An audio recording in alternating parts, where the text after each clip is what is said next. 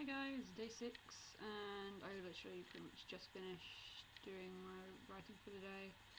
Annoyingly, I feel like if I push myself I could do more, but there's no end to that sentence. I actually am really disappointed in myself this year in that it seems like I'm doing only what I need to every day, not what I can do, if that makes sense. You know, I'm not pushing myself, I'm not achieving my potential or something.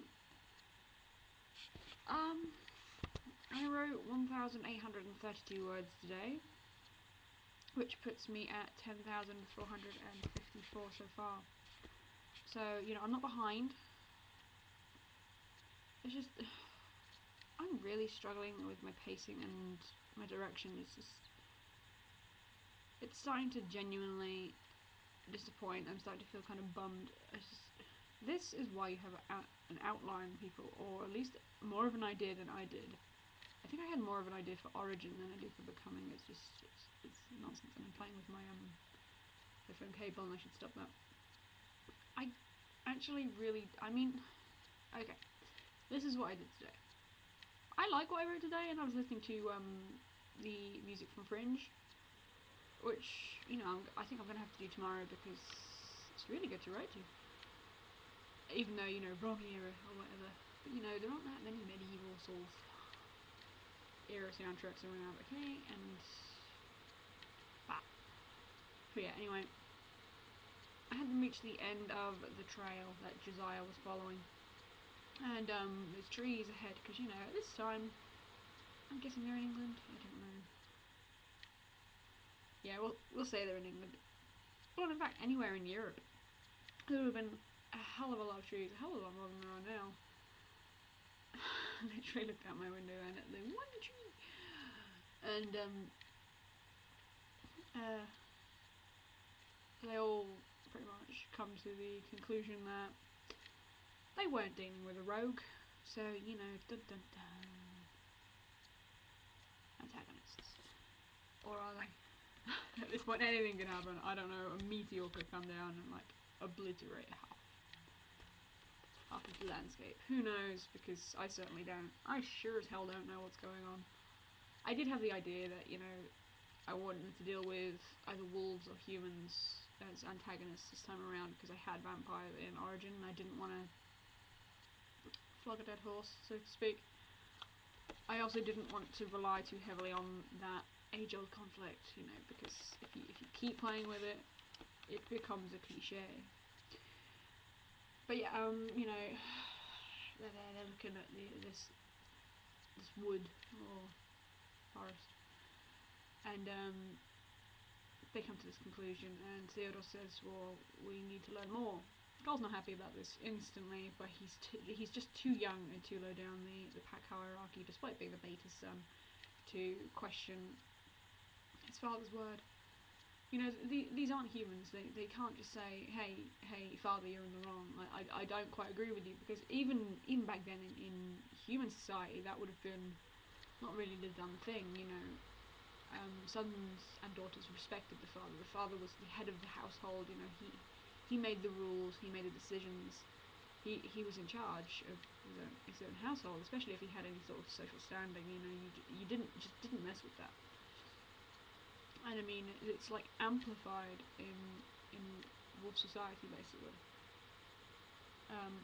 If Cole, for some random reason, somehow came to outrank his father, that would be different. I mean, that's the only way he could really justify challenging his father. And I mean, he loves his father very much and respects him greatly. He is one of two wolves he respects the most. Sorry to the alphas, but Cole is the most loyal to his parents, actually, more than his alphas, and it's his parents' devotion to the alphas that echoes inside of Cole, if that makes sense.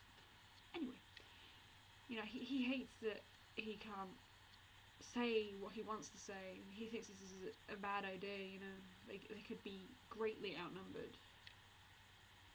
And Theodore pulls him aside on getting rid of their horses and saying, you know, I know you don't like this. I don't like this either, but this is what Gareth would want us to do. He says it better than I do. And Cole says, I understand. And he does understand. He knows that what they're doing is for the good of the pack, but he worries. Cole is the kind of guy who tries to think about all the angles, and it's a trait that will go on to help him when he becomes a leader. He tries to think about the pros and cons. He tries to weigh everything. He tries to be careful. You know, he's not. He doesn't just want to push on in there and find out what's going on, poke around, even if it would help the rest of the pack. I mean, he does, but he doesn't. It's complicated. He's, you know, like I said a few videos back, he's got a lot of feelings. So, you know, they're getting ready to go, and Josiah comes in human form. He's quite young looking. He's got sort of long hair, like down to his jaw, which wouldn't have been that uncommon back then. In fact, I think Cole's hair is probably really short for a man of that time. And I start talking. Josiah is actually a little bit older than Cole. Cole is the youngest in the party, and he realises that towards the end as they're about to head on in, which is where I stopped. And he feels his youth, and he feels inexperienced. Josiah is not only one of the best trackers in the pack, as it turns out, he's also one of the best archers, despite not being of an age to be a fighter or anything but a young potential. I've got in my mind that every party that went out, the 4 parties, north, south, east and west, have at least 2 inexperienced wolves. Vivian's gone with Emily, she's gone with Cole's mother.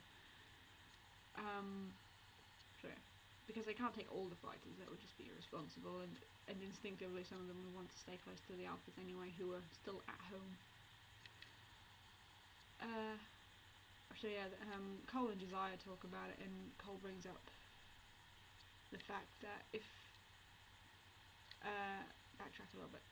Josiah says there's at least 6, but it could be as many as a dozen in the trees, as many as a dozen enemies, and you know, Cole kind of hesitates, and Josiah says, or more. So they actually genuinely have no idea what they're dealing with. They have no idea how many are in there, how old they are, how strong they are, how mad they are, because the rogue they encountered was kind of batshit. So yeah, you know, that's another reason Cole's kind of, he doesn't really want to do this, but duty calls, as it were. So yeah, he and Josiah talk about Cole mostly being my protagonist does most of the talking. Not really. Cole points out to Josiah that if their enemies attack Theodore, his father, then instinctively the others will flock to him and they will protect him, and that could put them at a disadvantage, because it could, you know, open the rest of them up to attack, and if their enemies are smart, then they'll try to use that advantage. And you know, Josiah doesn't really have a lot to say to that. He's like, well, what do we do then? And Cole's very honest response is, I don't know. So I don't know personally what's going to happen. I don't know if I'm going to have the shit hit the fan here. I did name the other 3 wolves in the party actually. They're called, hold on, because I can't remember what's on my head. They are called Lucan, Renard and Brenna. So there's 1 female there.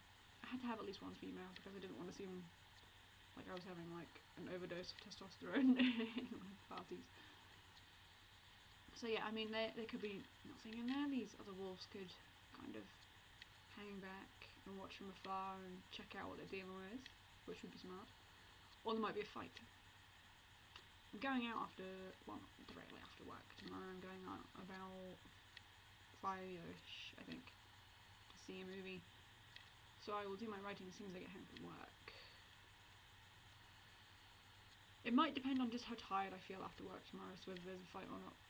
But then I like writing fights, they're kind of fun. So I'll have to have a think about it at work, and I'll think about it this afternoon / evening. I need some direction really badly. Am I the only one who's like charged in really gung-ho? I don't know, it's just, this was dumb. This was really, really dumb. Either way, I'm determined to get to 50,000 words, even if it ends up being 50,000 words of gibberish. Right, I've run out of things to say now. So, I'm gonna check out, and I will see you all again tomorrow on day 7, which will be the mark of the first week of Nano already. So, I hope you're all doing well. I'll check you out tomorrow. Bye.